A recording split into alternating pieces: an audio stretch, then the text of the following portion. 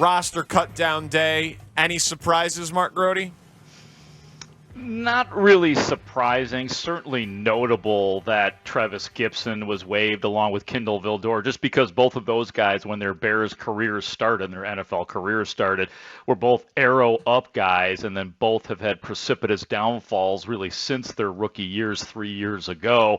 And you have to mention, too, that the Bears did cut a couple of seventh-round draft picks. That Travis Bell and Kendall Williamson are gone. I mean, I get it. They're seventh-round picks. But, you know, the thing about Travis Bell is when he came in, I remember specifically asking Ryan Poles and Matt Eberflus, hey, who's your like favorite guys on these lists? Who are some dudes that you've gotten to know pretty well? And both said Travis Bell was their favorite human.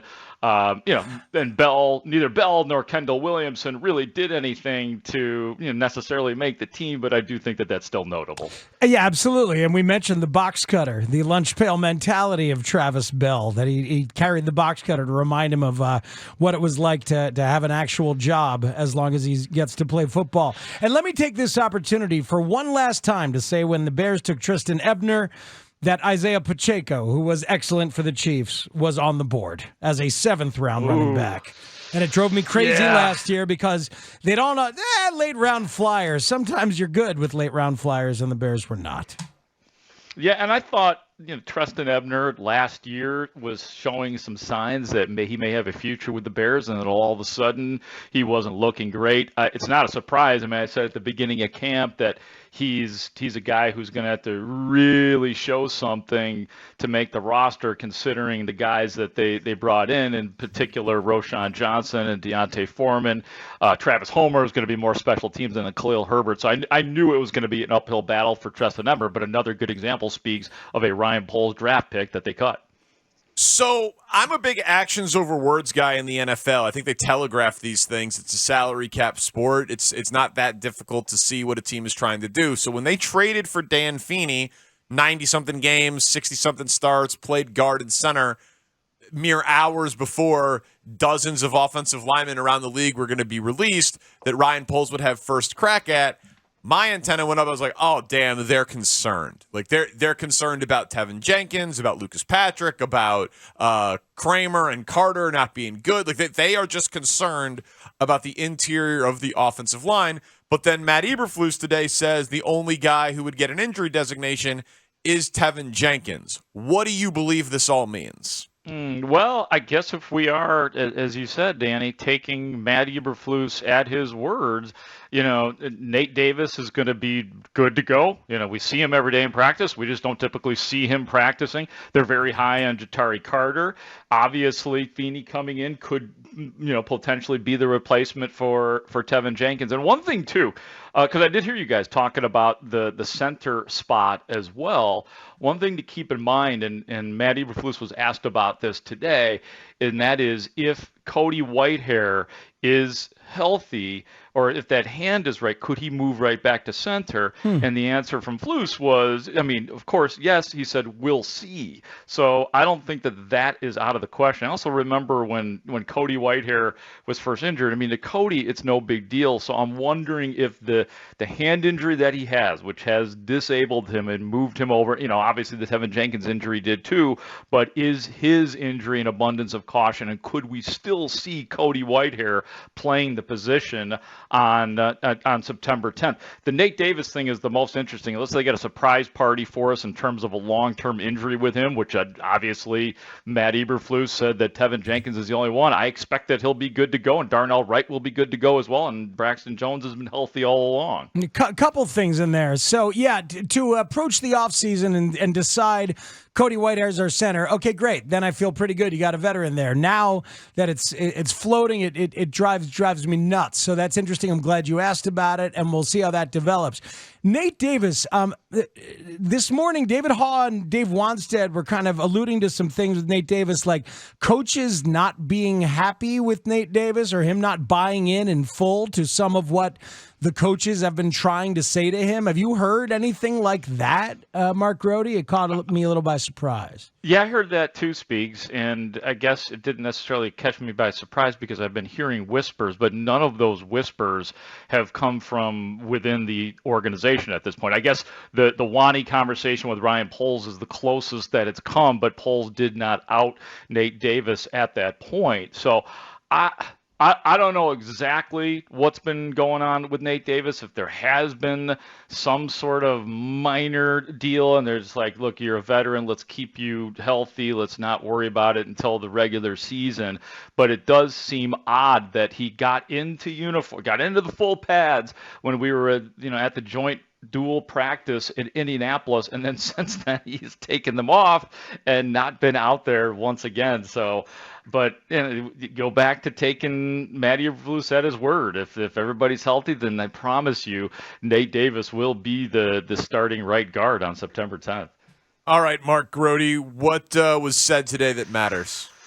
Matty Eberflus, I thought, was pretty good and pretty interesting, and a couple of cuts, both of these that we're going to play for you in regards to Tyson Bagent, because here we are now. I didn't even mention, and I think people probably assume that Nathan Peterman was cut by the team. He could still come back to the practice squad. We shall see. But the first question asked to Matt Eberflus in regards to Bagent was, are you ready to make Tyson Bagent your week 1 backup to Justin Fields? I would say that, again, just kind of letting the roster finalize itself. We certainly feel great about where he is. He's put his best foot forward, and we're excited where we see him going in the future. On a bigger picture level, what do you challenge him to do within this season, now that he's earned this opportunity? I would just say that, he's, really just to improve and get better. It's when you're a young player like that, you have to improve and get better every single week. And he's going to learn as he goes through the process of how the game plan changes every week. And that's probably a lot different than what he's used to. You put a training camp install in and you're going through these concepts that you have, the runs, and then the play action comes off of it, and the screen game we're putting in, and the quick game, the empty game, and so forth. And you kind of go through that process during week 1, week 2, week 3 of training camp, and all of a sudden now you get to a game week. And you're like, say, hey, we're going to pull this off the board, we're going to change this, adjust this, and you got to learn all those concepts, but they may look different to the defense, and that's how we put him in. So he's going to have to learn how to do that process. That does not sound like a guy who is confident in necessarily him being your slam dunk quarterback 2 to me. That's what I got out of that, or just kind of the public warning to Bagent that what we did in the preseason ain't going to be what it's like if you have to come into a game in the NFL. I agree with your first read, Grote. It doesn't sound like a coach who's ready for that kid to be his number 2. He also said, right, that it's good to be first. In the waiver claim order, right? He said that today. So there weren't a ton of QBs available, but it has to be something to factor in. I've got the list now of quarterbacks. Will Grier did get cut by the Dallas Cowboys, so that's an interesting name. We obviously know about Bailey Zappi in New England. There's a couple others: Tommy DeVito, Ben DiNucci, Trace McSorley. Do anything for anybody? It's weird, by the way. The Patriots cut 3 backup quarterbacks.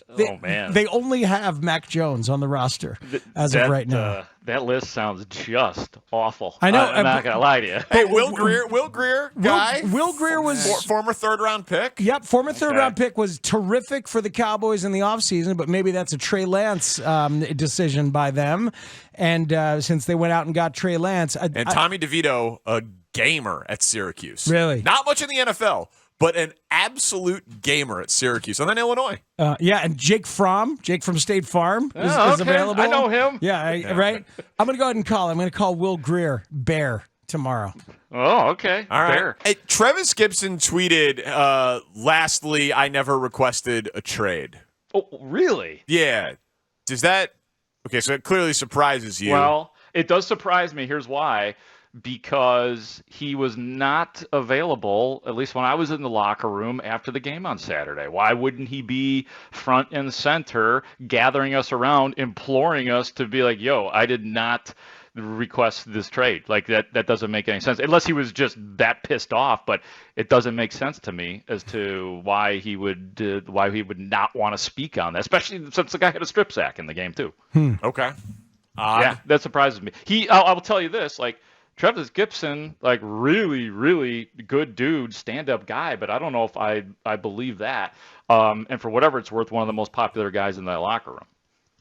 It's worth something. What positions do you think they will target with the waiver claim priority tomorrow? Yeah, I don't think that there's any reason that they should stop with the offensive line. Like, I wouldn't be surprised if there are more guys coming in, at least trying out in that regard on the O-line, just because of the little bit of mystery that still exists right there.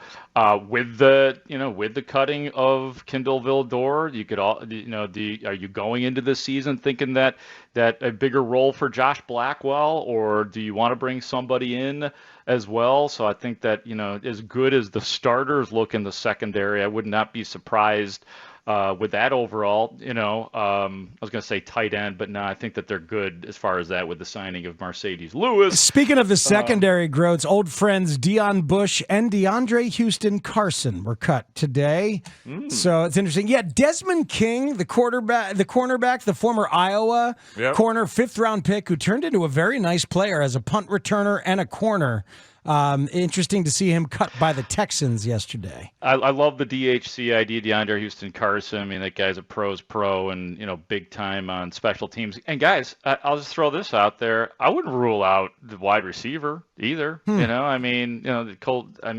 that Chase Claypool apparently is healthy and he'll be good to go. And I saw him running routes on Saturday before the game, but do they still need some protection in that regard? Is Velus Jones Jr. really the guy that you're depending on? So that wouldn't shock me either. Well, Demir Bird got cut by Carolina. We could bring him back. That's my guy. Olin Kreutz and I, really Olin Kreutz loved Demir Bird, and I jumped on the bandwagon. It may have been the opposite, though, too. Do we have any nuggets today? One really good, because we've discussed a lot of stuff, but I was just looking at this tweet from our friend Kevin Fishbane, and he writes, with Travis Gibson and Kindle Vildor waived, only 9 Ryan Pace draft picks remain on the Bears roster. They are the following: Cody Whitehair, Eddie Jackson, Cole Kmet, Jalen Johnson, Darnell Mooney, Justin Fields, Tevin Jenkins, Larry Borum, and Khalil Herbert.